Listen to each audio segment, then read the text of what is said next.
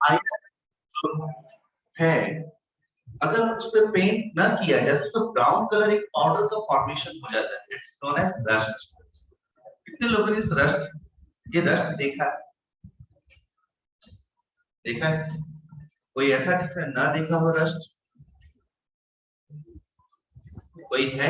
तो आप सब लोगों ने रस्ट आपने नहीं देखा? नहीं। तो अगर हम रस्ट की बात करें,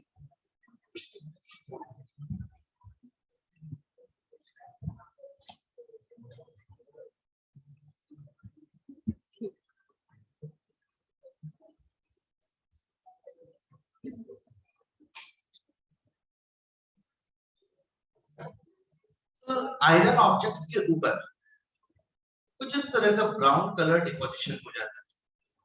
क्यों? क्योंकि आयरन वाटर एंड ऑक्सीजन से रिएक्शन करते हैं, और जब आयरन वाटर और ऑक्सीजन से रिएक्शन करता है तो इस ब्राउन ब्लैक सब्सटेंस को हम रस्ट कहते हैं। ये प्रोडक्ट बनता है, iron plus oxygen plus water gives this brown colour powder known as rust.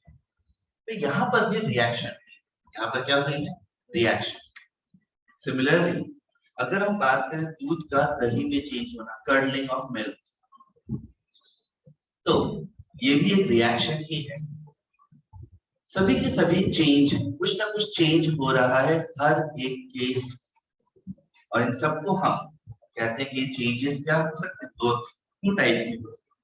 This changes can be divided in two types. First change is physical change, and second one is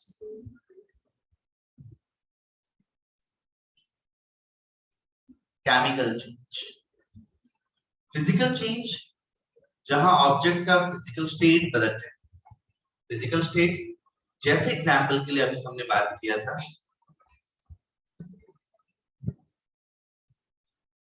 water change to ice. Water किसमें change हो जाए? Ice में change हो जाए। अगर water ice में change होता है तो डेफिनेटली ये फिजिकल चेंज। क्यों? रीजन सिर्फ एक है, वाटर मतलब H2O, सही? आइस, आइस का फॉर्मूला चेंज होगा क्या? नहीं। आइस भी क्या होगा? H2O। जब दोनों ही H2O हैं तो केमिकली दोनों क्या है? सेम। केमिकली दोनों क्या है? सेम। और इसलिए हम कहेंगे दिस इज फिजिकल चेंज। ये कौन सा चेंज है? Physical change. ठीक है? सेम इसी वे में आप किसी भी सब्सटेंस को वाटर से किसमें चेंज कर लो? वेपर में। तो भी वेपर का फॉर्मूला क्या रहेगा?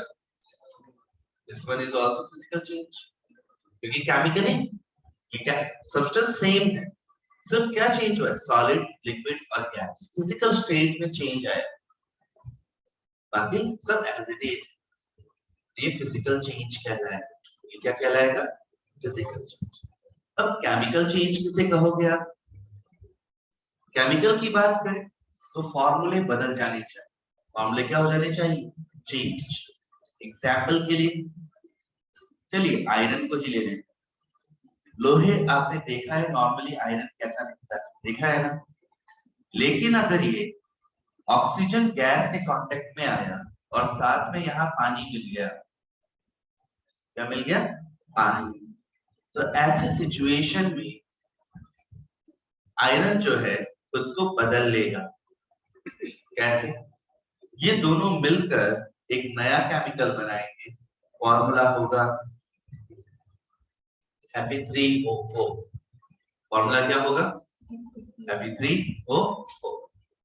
और ये केमिकल किसी काम का नहीं, ये आयरन को खराब कर देता है। इसकी वजह से फिर आयरन ऑब्जेक्ट्स ब्रेक होते हैं। क्यों? आयरन लेयर बाय लेयर क्या हो रहा है? इरोड, खराब होता जा रहा है। धीरे धीरे आयरन की थिकनेस कम हो जाएगी और हम कहेंगे आयरन चेंज हो गया, खराब हो गया। ठीक है? तो ये जो चेंज हुआ है ये केमिकल चेंज, आयरन आयरन नहीं रहा। सेम इसी तरह आप एक और काम कर सकते हो। आप सब लोगों ने फुलझड़ी जलाई है, जानते हो फुलझड़ी में होती है मैग्नीशियम। क्या होता है? मैग्नीशियम। और आप जानते हो कि जब भी मैग्नीशियम मतलब फुलझड़ी हवा की प्रेजेंस में बर्न होती है, जलती है, सबसे पहली बात जो आपको वहां नजर आती है वो क्या है? लाइट। बहुत ज्यादा लाइट एमिट हो, साथ में हीट। बहुत ज्यादा क्या एमिट होगा? हीट एमिट होगा। और एशेस रह जाते हैं एशेस। लेकिन वो ऐश है क्या? तो मैग्नीशियम ऑक्सीजन से रिएक्शन करेगा और क्या बनाएगा? Magnesium oxide. ये ऐश रह जाएगा वहां, चॉक पाउडर लाइक ऐश। कैसा ऐश रह जाएगा? Chalk powder like. ध्यान रखना, कैसा ऐश रह जाएगा? Chalk powder like.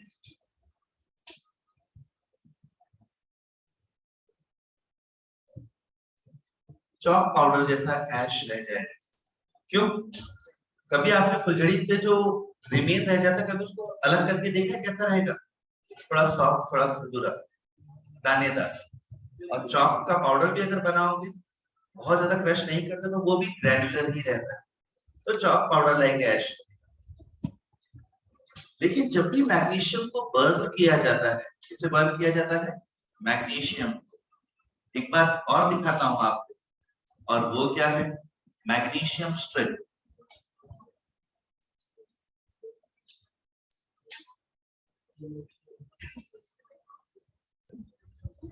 इसे हम मैग्नीशियम रिबन कहते हैं। क्या कहते हैं? Magnesium ribbon. और अगर हम मैग्नीशियम रिबन की बात करें तो ये रिबन एक्चुअली कुछ ऐसी नजर आती है। इस रिबन पर आप जरा चेक कीजिए, क्या ये सिल्वर कलर पूरा का पूरा स्पार्क हो रहा है? मतलब सॉरी, सिल्वर कलर अपीयर हो रहा है? हाँ या ना? इसमें कोई और कलर है ही नहीं। कौन सा? ब्लैक कलर है ना? तो कहीं कहीं पर इसमें ब्लैक कलर शेड्स भी हैं। रीजन? रीजन ये हवा में प्रेजेंट कार्बोनेट से रिएक्शन कर लेता है और सल्फर से, इसके अलावा दूसरे केमिकल से लाइक ऑक्सीजन। और जब ये रिएक्शन कर लेता है तो ऐसे में इससे क्या प्रोड्यूस होगा? व्हाइट डेजलिंग लाइट प्रोड्यूस होगी। और ये व्हाइट डेजलिंग लाइट आपको नजर आएगी। ये गलत है, ऐसा कभी मत सोचो, ठीक है? ये जो रिबन है, ये जो रिबन है, इस रिबन की अगर बात करें तो एक बात बताओ, कितने बच्चों को कभी चोट लगी और स्किन पूरी की पूरी हट गई हो? थोड़े से रीजन हटी, कभी ऐसा हुआ है? चोट लगी और स्किन थोड़ा सा वहां से उस जगह से हट जाए? ओके। अगर कभी आपके साथ ऐसा हुआ है तो जरा सोचिए, आपने कभी उस रीजन को टच किया है? कभी करके देखना, वो रीजन कंफर्टेबली स्किन से ज्यादा सॉफ्ट होगा है। रीजन स्किन एटमॉस्फेयर की कांटेक्ट में आती है, तो एटमॉस्फेरिक कंडीशंस की वजह से स्किन क्या रहती है? हार्ड। लेकिन उसके नीचे जो मसल्स है या जो सेल्स है वो बहुत सॉफ्ट होते हैं। सही है? सेम इसी तरह ये जो मैग्नीशियम रिबन यहाँ रखी हुई है, ये मैग्नीशियम रिबन या चाहे कोई भी मैग्नीशियम रिबन हो, ये हवा में प्रेजेंट ऑक्सीजन, कार्बोनेट्स या फिर सल्फर से रिएक्शन कर लेता है और इसके सरफेस पर मैग्नीशियम ऑक्साइड, मैग्नीशियम कार्बोनेट और मैग्नीशियम सल्फाइड्स मिलते हैं। Specially magnesium oxide. स्पेशली कौन मिलता है? Magnesium oxide. और इसकी थिन लेयर इसके ऊपर आ जाती है। कार्बोनेट और सल्फाइड्स की वजह से इस पे कहीं कहीं ब्लैक स्पॉट्स भी नजर आते हैं और ऑक्साइड की वजह से मैग्नीशियम की सरफेस डल व्हाइट हो जाती है। कैसी हो जाती है? डल व्हाइट। अब ये कंपाउंड फॉर्म में, किस फॉर्म में है, और कंपाउंड फॉर्म में एलिमेंट क्या होता है, लेस रिएक्टिव। क्यों? हर केमिकल अपना ऑक्टेट पूरा करना चाहता है। हर केमिकल क्या चाहता है, ऑक्टेट कंप्लीट करना। अब अगर हर केमिकल ऑक्टेट पूरा करना चाहता है तो इसका तो ऑक्टेट ऑलरेडी कंप्लीट है। क्यों? ऑक्साइड बन गया, कार्बोनेट बन गया और सल्फाइड बन गया। ये रिएक्शन करेगा जल्दी? बिल्कुल। तो हमें इसे हटाना पड़ेगा। So we should rub it with sandpaper. हमें इसे किससे रब करना चाहिए, सैंड। एक रफ पेपर आता है, उससे आप रब करोगे, ये जो टॉप लेयर है मैग्नीशियम ऑक्साइड की या फिर कार्बोनेट की, ये आपसे हट जाएंगे। सिर्फ क्या बचा, मैग्नीशियम। अब आप इसे गर्म करो तो ये क्या कर लेगा, फायर कैच करेगा। समझ गए? क्लियर है? आइए देखते हैं। तो ये मैग्नीशियम रिबन लिया है और मैग्नीशियम रिबन जो है इसको हम इस फ्लेम पर रख, लेकिन पहले क्या करेंगे, सैंड पेपर से इसे रब करें ताकि इसमें से किसकी लेयर रिमूव हो जाए, ऑक्साइड एंड कार्बोनेट्स की लेयर क्या हो जाए, रिमूव।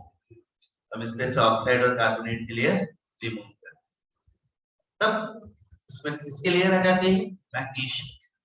तो मैग्नीशियम ऑक्सीजन से रिएक्शन करेगा और क्या बनाएगा, मैग्नीशियम ऑक्साइड। ठीक है? तो हम इसको बर्न कर लेते हैं और जैसे हम इसको बर्न करेंगे तो कैसा दिखाई देगा। सबसे पहली बात, व्हाइट डेज़लिंग लाइट इमिट होगी। कैसी लाइट इमिट होगी, व्हाइट डेज़लिंग लाइट। रियल में जब प्रैक्टिकल करना तो गॉगल्स जरूर पहन लेना, क्योंकि इससे जो लाइट इमिट होती है बहुत ज्यादा ब्राइट होती है, आईज को डैमेज करती है और इससे स्मोक भी जनरेट होगा और फाइनली जो पाउडर बचेगा वो चॉक पाउडर लाइक। ठीक है? और ये पाउडर मैग्नीशियम ऑक्साइड है। पाउडर क्या है, मैग्नीशियम ऑक्साइड। ठीक है? तो ये मैग्नीशियम के साथ होने वाली रिएक्शन। तो जब भी रिएक्शन होगी केमिकल नए सब्सटेंसेस का फॉर्मेशन होगा। जैसे मैग्नीशियम रिबन ने मैग्नीशियम ऑक्साइड बनाया, पहले वो मेटल था, अब एक पाउडर फॉर्म हो चुका है। गैसेस एमिट हुई, लाइट एमिट। ये सारे चेंज आपको रिएक्शन के दौरान देखने को मिलेंगे। What is reaction? When two or more than two chemicals react with each other or interact with each other to form new substance having new properties is known as reaction.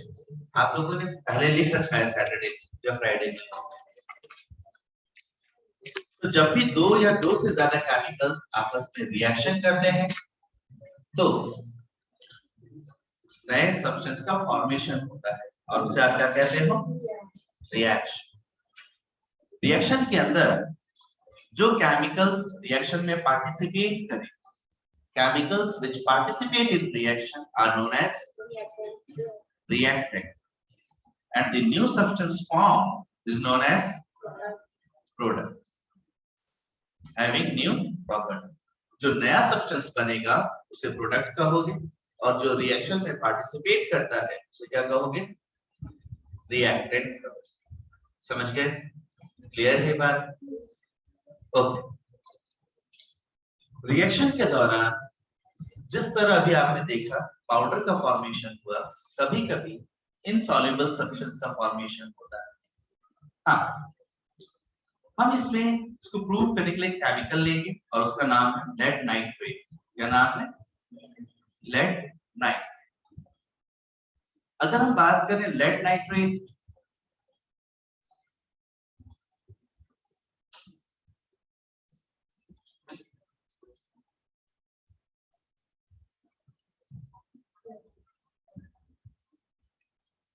तो आइए देखते हैं।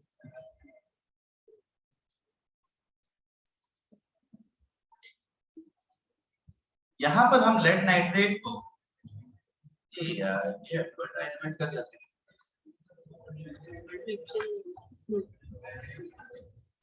हम यहाँ पर कुछ केमिकल्स लें और ये केमिकल्स क्या होते हैं, तो सबसे पहला केमिकल है पोटेशियम आयोडाइड, अप्रॉक्स कलरलेस है या पेल कलर्ड, आप देख सकते हैं। अब हम इसके अंदर लेड नाइट्रेट ऐड करेंगे। लेड नाइट्रेट ऐड होते ही येलो कलर प्रेसिपिटेट बना। ऐसा प्रेसिपिटेट बना येलो। फिर से देखिए,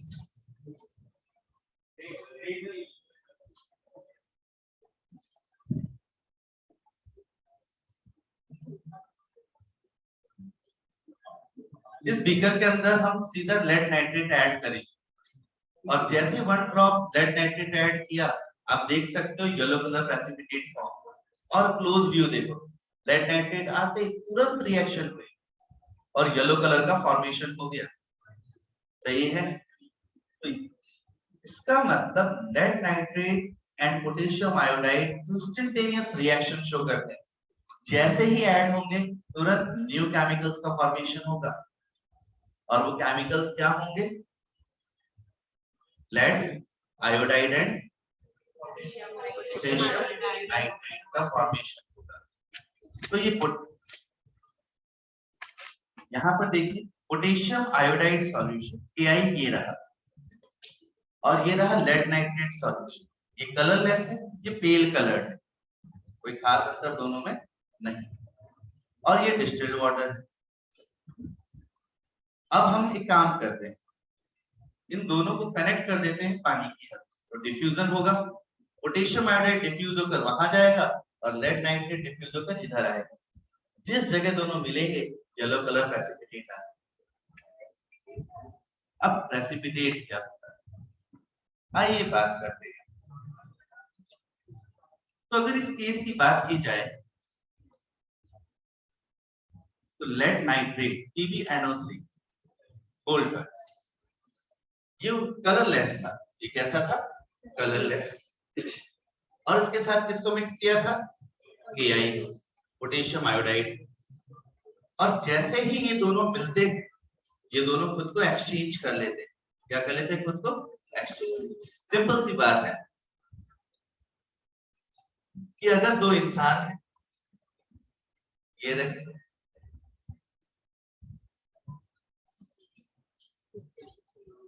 और दोनों का एक्सीडेंट हुआ, ये दोनों यहां से कट गए, काट दिया। अब ऐसा थोड़ा ना करोगे तुम कि ये दोनों पार्ट एक साथ जोड़ दोगे और ये दोनों पार्ट एक साथ, नीचे नीचे वाले दोनों एक साथ जोड़ दिए, ऊपर ऊपर वाले एक साथ। ये तो गलत हो जाएगा। अगर तुम नहीं पहचान पा रहे हो किसका कौन सा पार्ट है, तो ये हो सकता है कि इसका ऊपर वाला इसके नीचे वाले के साथ जुड़ेगा और इसका ऊपर वाला इसके नीचे वाले के साथ जुड़ेगा। सही है? सेम वैसे ही यहां पर भी होता है। मेटल्स पर प्लस चार्ज होता है, नॉन मेटल्स पर माइनस। यहां भी मेटल पे प्लस चार्ज है, नॉन मेटल पर माइनस। और अगर ऐसा है तो अपोजिट चार्जेस, तो इसका आगे वाला, ये आगे वाला केमिकल है, ये पीछे वाला, तो इसके आगे वाले को इसके पीछे वाले के साथ ऐड करो और इसके पीछे वाले को इसके आगे वाले। ठीक है? ये जो लेड है ये किसके साथ ऐड होगा? आयोडीन। ये है लेड आयोडाइड। और जब लेड आयोडाइड फॉर्म होता है, इसका nature it is water insoluble. ये क्या है? Water insoluble. और अगर ये वाटर इनसॉल्युबल है तो पानी में डिसॉल्व नहीं होगा। ये बनते ही पानी से निकलकर क्या हो जाएगा? बाहर आ जाएगा। और वाटर इनसॉल्युबल सब्सटेंस फॉर्म हुआ है, तो इस सब्सटेंस को हम क्या कहेंगे? प्रेसिपिटेट। क्या कहेंगे? Precipitate, PPT। और साथ में कौन बना? Potassium nitrate. ये वाटर सॉल्युबल है, ये दिखाई नहीं दे। इसी का कलर येलो है। इसका कलर क्या है?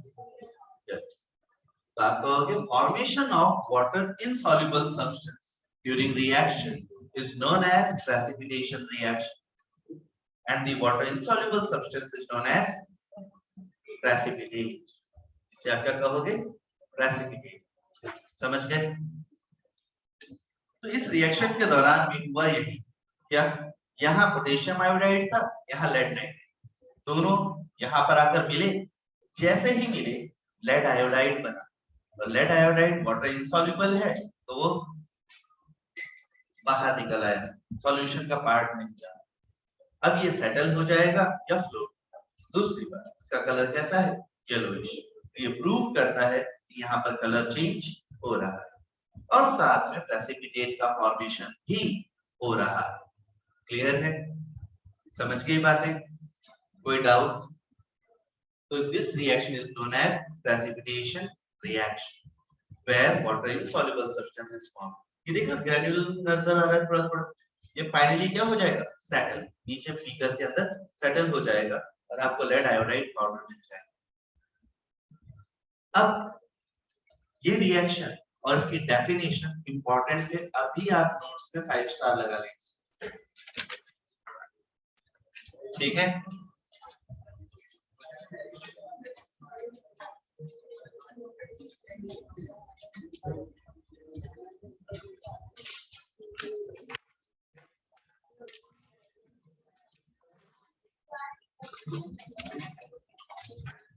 लगा लिया 5 स्टार?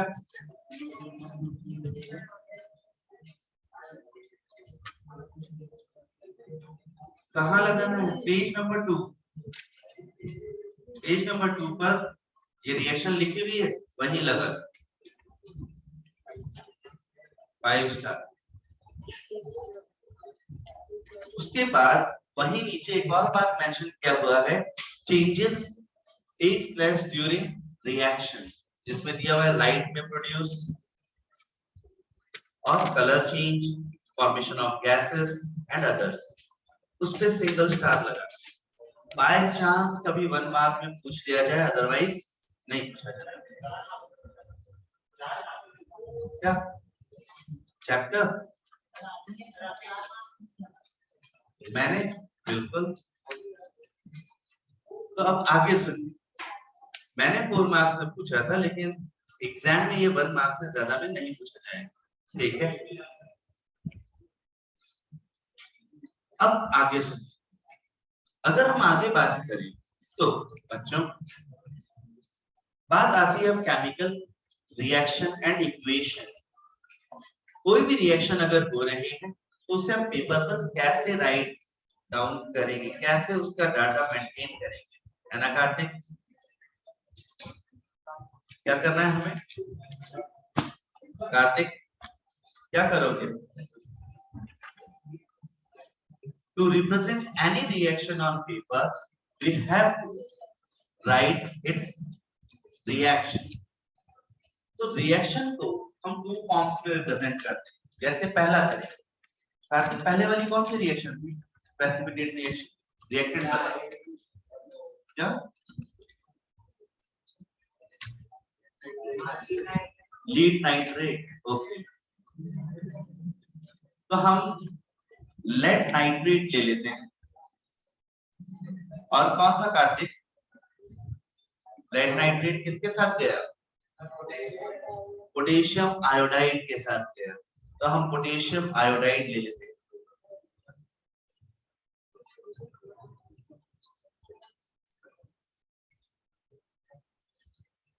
और फिर क्या हुआ था? और कौन था यहाँ पे कार्तिक? पोटेशियम नाइट्रेट बना था या रिएक्शन कर रहा है? बना था। तो साथ में किसका फॉर्मेशन हुआ? Potassium nitrate.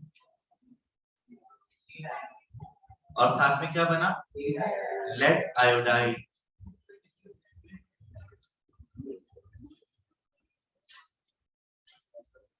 कौन ज्यादा समझदार, मैं कि तुम?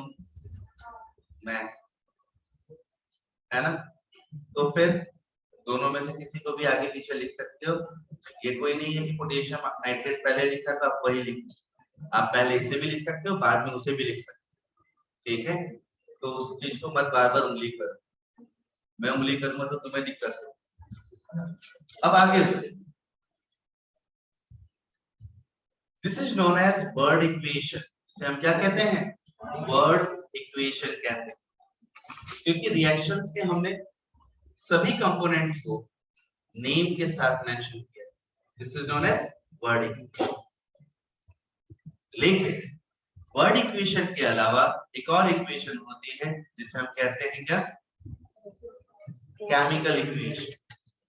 In chemical equation we use symbols of chemicals और formulae. हम अगर formulae यूज करें, symbols यूज करें, तो वो क्या कहलाएगा, chemical equation. जैसे lead nitrate. lead nitrate का फॉर्मूला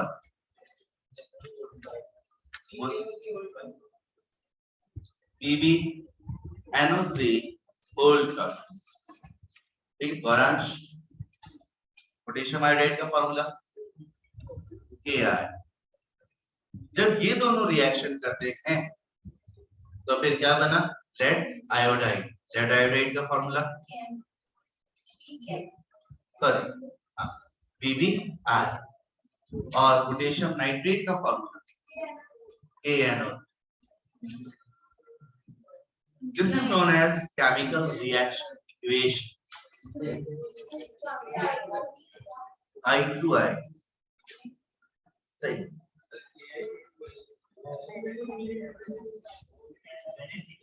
अब सुनिए, अगर नंबर आगे कहीं लिखी गई है तो मतलब रिएक्शन को बैलेंस किया गया, उसके बारे में भी हम बात करेंगे. अभी हम केवल रिएक्शन की बात. तो this is chemical reaction equation. इसे हम क्या कहते हैं, केमिकल रिएक्शन इक्वेशन कहते हैं. ठीक है.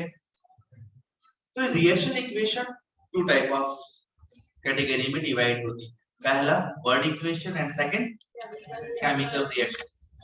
वर्ड इक्वेशन में आप नेम यूज करोगे और केमिकल इक्वेशन में सिंबल्स. ओके. अब एक और बात, वो क्या है, ये जो chemical reaction equation, this equation is skeletal equation. इसे हम क्या कहेंगे, स्केलेटल इक्वेशन. ये बेसिक रिएक्शन इक्वेशन जो आपको बताती है कि कौन कौन रिएक्शन कर रहा है और क्या क्या बन रहा है. But this is not balanced chemical equation. अभी बैलेंस्ड केमिकल इक्वेशन क्या होता है, आओ चेक करते हैं. ये दोनों रिएक्टेंट, ये दोनों क्या है, रिएक्टेंट, और ये दोनों कौन है, प्रोडक्ट्स. अगर मैं इस रिएक्शन में बात करूं तो यहाँ पर लेड है, नाइट्रोजन है, ऑक्सीजन है, पोटेशियम है एंड आयोडीन. ये सारे एलिमेंट्स यहाँ पर प्रेजेंट है ना. रिएक्टेंट साइड लेड कितने हैं, यहाँ पे लेड कितने हैं, अमाउंट ऑफ लेड क्या है, यहाँ पर सिर्फ एक लेड है. सिर्फ कितने हैं, 1. कैसे, यहाँ 1 लिखा हुआ. तो लेड कितना है, 1. नाइट्रोजन NO3 2 है, ब्रैकेट के बाहर 2 लिखा हुआ ना, मतलब 2 NO3. नाइट्रोजन कितने, 2. नाइट्रोजन 2. ऑक्सीजन 6. पोटेशियम 1. आयोडीन 1. लेकिन अगर प्रोडक्ट साइड नोटिस करें, इस साइड नोटिस करें प्रोडक्ट साइड, तो लेड कितने हैं, अभी भी 1. आयोडीन 2 हो गए. तो अगर मैं आयोडीन की बात करूं तो रिएक्टेंट साइड आयोडीन सिर्फ 1 था, यहाँ 2 हो गए.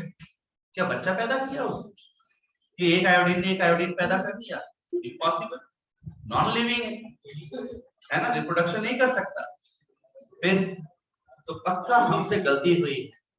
वहां 2 आयोडीन होने चाहिए. कितने आयोडीन होने चाहिए, 2. एक और. इसके बाद अगर हम बात करें पोटेशियम, उधर 1 है, यहाँ भी 1 है, ये चलेगा. लेकिन अब देखो नाइट्रेट का नाइट्रोजन सिर्फ 1 है यहाँ, जबकि वहां कितने थे, 2. क्या रास्ते में मर गया नाइट्रोजन, इम्पॉसिबल. कुछ तो गड़बड़ी हुई है. और ऑक्सीजन कितने हैं यहाँ, 3 ऑक्सीजन भी मार दिए गए. पॉसिबल ही नहीं है कि एटम मर जाए या कोई बच्चे पैदा कर ले अपने जैसे, इम्पॉसिबल. तो इसका मतलब हमने रिएक्शन लिखते हुए कुछ तो गलतियां की हैं, मिस्टेक किया है. ये बेसिक रिएक्शन है जो आपको बताता है कि कौन कौन पार्टिसिपेट कर रहा है और कौन कौन बन रहा है. That's why it is known as skeletal equation. से हमने क्या कहा, स्केलेटल है, ये केवल एक स्ट्रक्चर है जिसके ऊपर हमें पूरी रिएक्शन को बनाना है।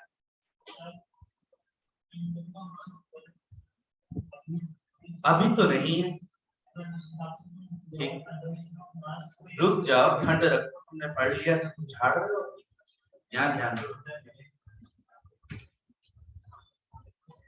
अब आगे सुनिए, तो यहाँ पर ये रिएक्शन सही नहीं, इसमें कुछ गलतियां हैं। रीजन, आयोडीन का नंबर सेम नहीं है, नाइट्रोजन का नंबर सेम नहीं है, ऑक्सीजन का नंबर सेम नहीं है ना, तो डेफिनेटली यहाँ पर कुछ मिस्टेक्स, और वो मिस्टेक क्या है, 101% हमने यहाँ पर जो मॉलिक्यूल्स जितने अमाउंट में होने चाहिए वो मेंशन नहीं किया है। रीजन, कुछ साइंटिस्ट ने एक्सपेरिमेंट किए। कैसे एक्सपेरिमेंट, इन एक टेस्ट ट्यूब लिया, इसके अंदर केमिकल ऐड किया, इसका मास कैलकुलेट कर, मान लीजिए 2 ग्राम है, फिर इसमें दूसरा केमिकल ऐड किया, वो 5 ग्राम, तो टोटल कितना हो गया, 7, और इस टेस्ट ट्यूब को बंद कर दिया और कंडीशन अप्लाई की ताकि दोनों क्या करें, रिएक्शन। जैसे रिएक्शन हुआ और न्यू प्रोडक्ट्स बने, फिर दोबारा इसको वेट किया गया, पाया गया कि ये 7 ग्राम ही है। इसका मतलब रिएक्शन से पहले और रिएक्शन के बाद टोटल मास हमेशा क्या होता है, इक्वल, ठीक है। और ये बात आप लोगों ने 9th क्लास में पढ़ा है, second chapter, third chapter chemistry, atoms and molecules, और इस लॉ को कहा जाता है law of conservation of mass, LCM. हाँ, law of conservation of mass. According to law of conservation of mass, total mass of reactant is always equal to the total mass of product formed during the reaction in closed vessel. अगर बंद vessel के अंदर आप reaction करवा रहे हो तो total mass reaction से पहले और रिएक्शन के बाद हमेशा क्या होगा, इक्वल। लेकिन अगर हम यहाँ मास कैलकुलेट करें, इसका 1 लेड, 2 नाइट्रोजन, 6 ऑक्सीजन, 1 पोटेशियम और 1 आयोडीन, मास लिख लें और यहाँ पर टोटल कर, तो क्या वो मास यहाँ के इक्वल आएगा, नहीं। क्यों, क्योंकि यहाँ पर लेड 1 है, वहां भी 1 है, चलो दोनों इक्वल, लेकिन 2 नाइट्रोजन का मास लेंगे यहाँ, और यहाँ पे सिर्फ 1 ही नाइट्रोजन का मास लिया है। यहाँ 6 ऑक्सीजन के मास लिए जाएंगे, यहाँ कितने ऑक्सीजन का मास लेंगे, 3। यहाँ पर 1 पोटेशियम, वहां भी 1, लेकिन 1 आयोडीन का मास दिया जाएगा, और यहाँ कितने, डेफिनेटली मास इक्वल नहीं आने वाला। तो हमने कुछ मिस्टेक किया, और वो क्या है, इस रिएक्शन के दौरान, ये जो रिएक्शन है इसके दौरान डेफिनेटली यहाँ पर लेड आयोड, पोटेशियम आयोडाइड 1 नहीं, कितना नहीं है, ऐसे 2 है, कितने हैं, 2 KI। अब तुम्हें तो 2 बार नहीं लिखे, इसके बजाय हम आगे नंबर लिख देते हैं, समझ गए, क्लियर है। अब देखो, अब इस साइड आयोडीन कितने हैं, 2, कैसे, 2 KI, आयोडीन कितने हो गए, और यहाँ भी 2 बराबर हो गए। दूसरी बार पोटेशियम यहाँ कितने हो गए, 2, और यहाँ पर कितना है, 1, इसके आगे भी 2 लगा, 2 KNO3 बने, कितने बने, 2, ठीक है। तो अब पोटेशियम भी 2 हो गए, और NO3 यहाँ पर भी देखो 2 NO3 है, और यहाँ पर भी 2 हो गए, सही है। तो अब हमारी रिएक्शन बैलेंस्ड, क्योंकि ऑक्सीजन की 6 और यहाँ ऑक्सीजन की 6, this is known as balanced chemical equation. अब ये क्या कहलाएगी, बैलेंस्ड केमिकल इक्वेशन। क्यों, रिएक्टेंट साइड जो जो एटम पार्टिसिपेट कर रहे हैं, वही एटम कहाँ पार्टिसिपेट करेंगे, प्रोडक्ट साइड पार्टिसिपेट करें, ठीक है।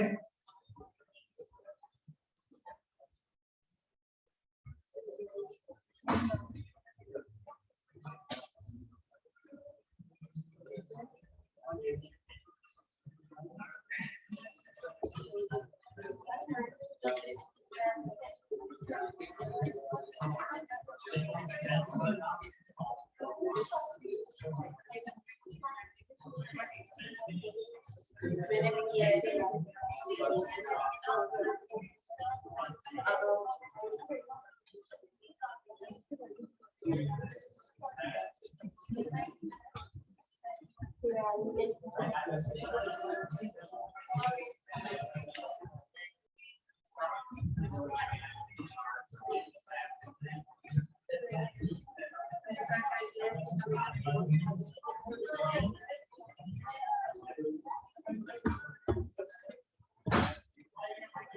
तो अब यहाँ पर हम लोगों ने इस रिएक्शन को क्या कर लिया है, बैलेंस कर लिया है।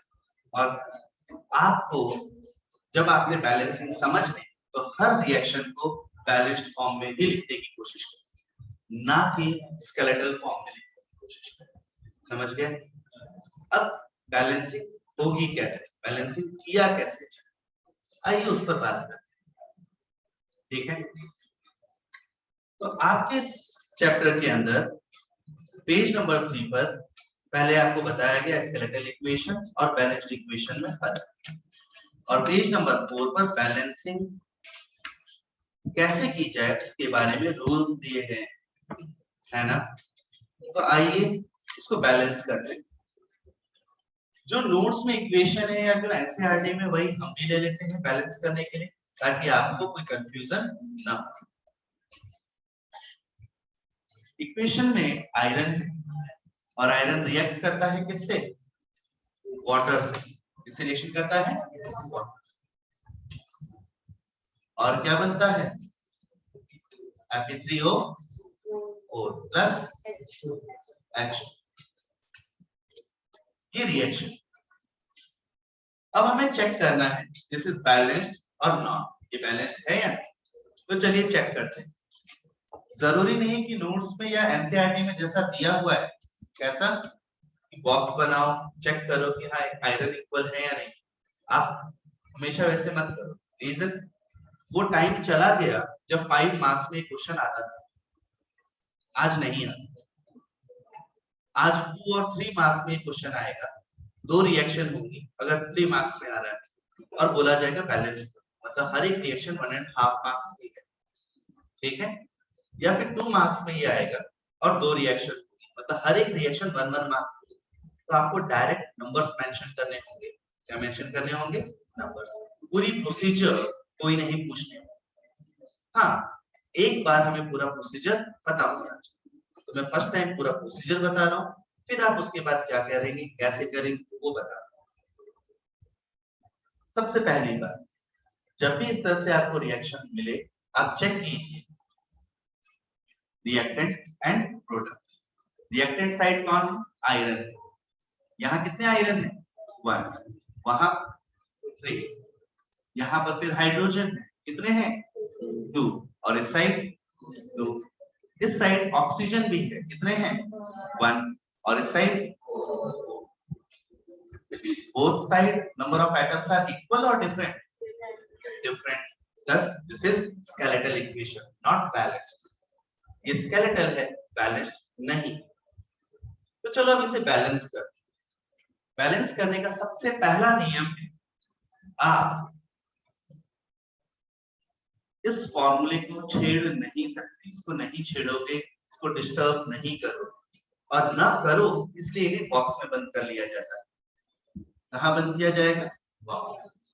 अब आप इस बॉक्स के अंदर डिस्टरबेंस नहीं लाओ। आपको जो करना है वो इस बॉक्स के बाहर करना है। तो आप इस बॉक्स के बाहर और इस बॉक्स के आगे नंबर्स ऐड कर सकते हो, और इसके अलावा कहीं नहीं। कहाँ नंबर्स ऐड कर सकते हो, इस बॉक्स के आगे, और इसके अलावा कहीं आपके पास पावर नहीं है, ऑथोरिटी नहीं है कि आप नंबर्स ऐड। सिर्फ कहाँ ऐड करोगे, बिफोर दिस बॉक्स। इस बॉक्स में नंबर ऐड कर सकते येलो वाले, इसके अलावा कहीं। समझ गए? अब आपको अगर बैलेंस करना है तो सबसे पहले किसी भी रिएक्शन इक्वेशन के सबसे बड़े मॉलिक्यूल को चूज करो। किसे सेलेक्ट करोगे? सबसे बड़े मॉलिक्यूल। कौन है सबसे बड़ा मॉलिक्यूल? Fe3O। ठीक है, तो इसको ले ले, और इसमें भी वो एटम लोगे जिसके सबसे ज्यादा नंबर ऑफ एटम्स। किसके ज्यादा एटम्स? तो आप उसे ले। यहाँ ऑक्सीजन कितने हैं? तो हम ले लेंगे 4 वाटर। आगे 4 लिखने का मतलब है कि वाटर 4 मॉलिक्यूल्स। अब 4 टाइम्स वाटर न लिखकर हमने आगे 4 लगाया, और इन सभी में कितने ऑक्सीजन आ गए? 4। तो बैलेंस हो गया ऑक्सीजन का नंबर। तो अब ऑक्सीजन के आगे हमने 4 का मल्टीप्लाई कर दिया, ये 4 हो गया, इसके इक्वल हो गए। समझ गए? लेकिन हाइड्रोजन कितने हो गए? 8। और यहाँ हाइड्रोजन कितने हैं? 8 बनाने के लिए क्या करें? यहाँ भी 4 लिख दें। 4H2 मतलब कुछ ऐसा। तो 2 हाइड्रोजन, 2 2 और 2, टोटल कितने हो गए? 8। तो हाइड्रोजन भी अब क्या हो गया? बैलेंस हो गया। हाइड्रोजन क्या हो गया? बैलेंस। तो हाइड्रोजन के नंबर में भी हम क्या मल्टीप्लाई कर देंगे? और यहाँ भी किससे मल्टीप्लाई हुआ? तो अब हाइड्रोजन भी दोनों side equal amount. Hydrogen balance हो गया। ऑक्सीजन, आयरन की बात कर, यहाँ आयरन कितने हैं? 3, और यहाँ 1। तो आगे अब आयरन भी 3। Now this equation is balanced. एक और बात ध्यान रखिए, चाहे कोई भी रिएक्शन इक्वेशन, सब लास्ट में उसको बैलेंस करना जो सिंगल एलिमेंट। सिंगल एलिमेंट को कब बैलेंस करोगे? लास्ट में। और जो मॉलिक्यूल्स है जिसमें मल्टीपल एटम्स है वो पहले बैलेंस कर। ठीक है, एक और ट्राई कर। CH4 plus O2 gives CO2 plus water। कीजिए ट्राई।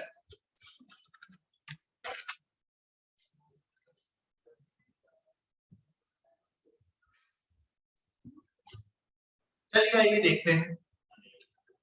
सबसे बड़ा मॉलिक्यूल CH4, और इसमें सबसे ज्यादा एटम्स किसके हैं? हाइड्रोजन के। कितने? 4। और यहाँ कितने एटम? 2। H2O है ना, तो 2 हाइड्रोजन से बैलेंस करना है, आगे 2 लगा, 4 हाइड्रोजन हो गए। सही है। कार्बन को भी डिस्टर्ब, सॉरी ऑक्सीजन को डिस्टर्ब नहीं करते। कार्बन चेक करते हैं, यहाँ 1 है, यहाँ भी 1 है। अब हम ऑक्सीजन को लेंगे क्योंकि सिंगल है, सिंगल एलिमेंट को हमेशा लास्ट में लेंगे। अब ऑक्सीजन कितने? यहाँ 2, और यहाँ पर 1, गलत 2। क्यों? 2 वाटर है, समझे? तो 2 ऑक्सीजन एंड 2, टोटल कितने हो गए? 4। तो इसके आगे क्या लगा देंगे? तो ये बैलेंस। समझ गए? क्लियर है? कोई डाउट? ठीक। एक बात और, ये जो रिएक्शन है, यहाँ पर मीथेन एक गैस, जैसे आपके घर में जो किचन गैस होती है ना, LPG, सेम वैसे ही। और जब ये जलता है तो हीट एंड लाइट भी इमिट होती है, और इसका मतलब इस रिएक्शन के दौरान एनर्जी का फॉर्मेशन होगा। तो प्लस एनर्जी भी लिखा जा सकता है। क्या लिखा जा सकता है? Plus energy. This reaction is known as exothermic reaction. इसको हम क्या कहेंगे?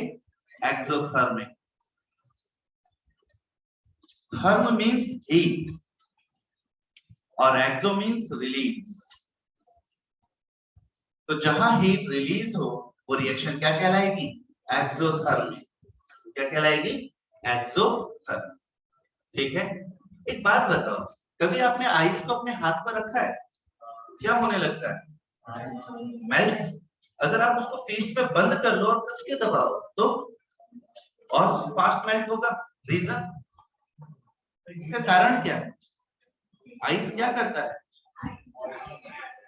बॉडी हीट को एब्सॉर्ब करता है, मतलब आइस प्लस हीट, तो क्या हो जाएगा, वाटर बनेगा। सही है।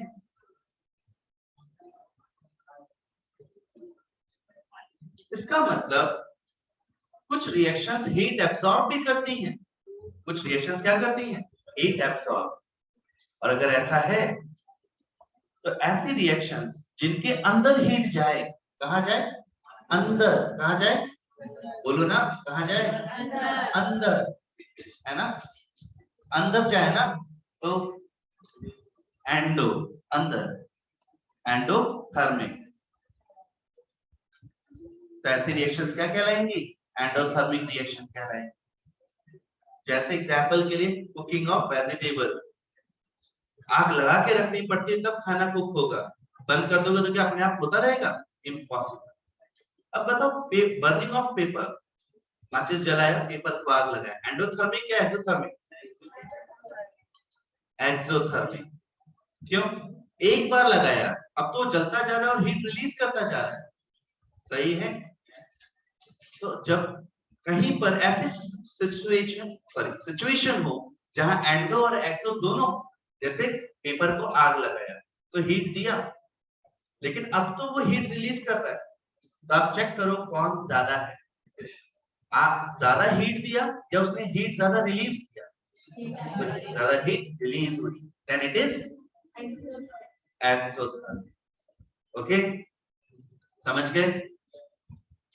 तो हमारा आज का टॉपिक